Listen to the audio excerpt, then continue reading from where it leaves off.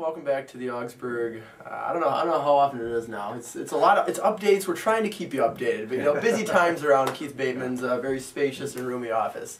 So I like what you've done with it.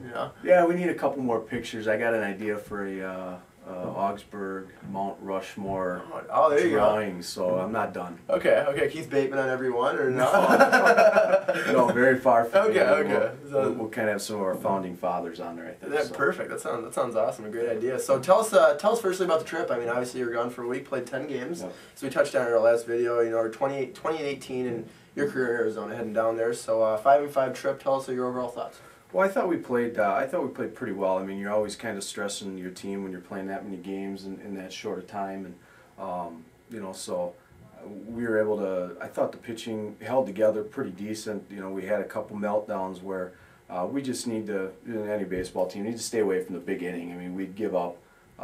We'd walk a couple guys, and then there might be an error or something. The next thing you know, you blink and you're down 5 runs, and so that's what kind of all of our losses had in common was the one big inning. It wasn't something that was consistently scoring 1 or 2 runs in an inning. We'd shut them down, and all of a sudden something would happen. And but other than that, I thought we played well at times, and we didn't play great at times, and that's when you come back 500. Right. See how you feel about the trip. It's like, well, I feel so. Yeah. It's not one way or another, but. I think we helped to get an idea of what our staff is going to be going into our MIAC season.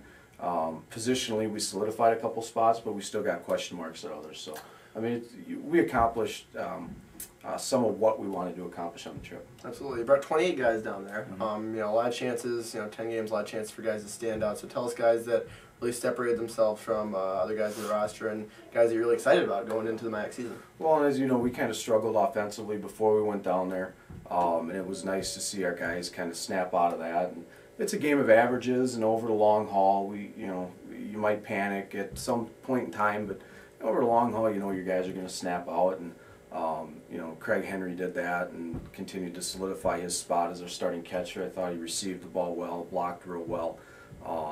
Joe Pierce, he was named Player of the Week, so he had a good week down there as well. I think Jeff Butler offensively really did a good job and kind of helped to solidify a little bit of our lineup. Johnny Demjan did well. You look at DW went down there with an injury and was able to help us there at the end and brought kind of a little bit of spark to the team and that gritty, gutty character that he can be. Marshall Nelson threw well, and I think that Jaron Fair threw well, and Glass really threw real well. He was 2-0 down there, and I think he had a 2 or a 3 ERA. So that's kind of the guys that solidified for us. On the lighter side of the trip, I mean, what exactly did you enjoy off the field? Obviously, there's you got an off day or 2 here and there, and you get some time for maybe some fun and relaxation in the hot Arizona sun. Well, I think what I enjoy is my family comes down. We save up so that they can come down on that trip, and they flew down a day or 2 later than everybody else. And so just being able to, in a relaxing environment, hang around with my wife and kids, and what's really neat, man, is to see how the guys interact with my kids. I mean, that's real important, and these guys, whether they know it or not, you guys are going to have an impact on my kids, and that's really fun to see them playing and having a good time. So that's kind of what I enjoyed. That's awesome. Coming back, you came off. Yesterday we had St. Scholastica, who's up in Duluth, came down to the Dome, and not necessarily the result you would have liked coming off that trip. 20th in the nation, a very good team though. Guys were throwing a lot of strikes. We were talking about attacking the zone for St. Scholastica, and overall, your pitchers, came back with a 5.97 ERA, jumped to 6.6 yesterday. So talk about, from a pitching standpoint, what the team needs to do going into the MIAC season, and what you really like to see from, especially your starters, to get the set the tone for the rest of your pitching staff. Well, I think that our pitchers, our starters, especially need to give us what we would consider a quality start and give us an opportunity to stay in the ball game. I think you want them to go out and throw no hitters and shutouts, but that's not always realistic. What you want them to do is to be able to manage, and if they get into a bad situation, to minimize and just give us a chance and make the other team put the ball in play. If you're standing out there for a ton of pitches in a row, you start to get a little stale, and you want the balls in play so you can make plays on them.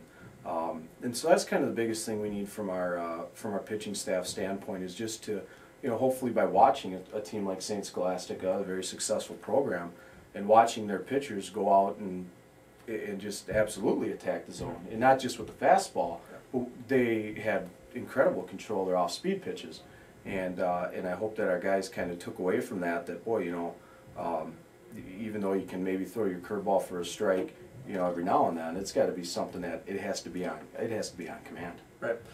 Coming up for the Augies, lacrosse on Sunday, 5 p.m. Talk about that matchup, the last one before going to the MIAC season, yeah. Which is obviously the 20 games that you're trying to prepare for the most, and really want success in. So talk about lacrosse being kind of a tune-up for that, yeah. and what you expect and where you might need to improve, or how confident you're feeling heading into the MIAC season. I think that lacrosse is a good baseball program. They swept us last year.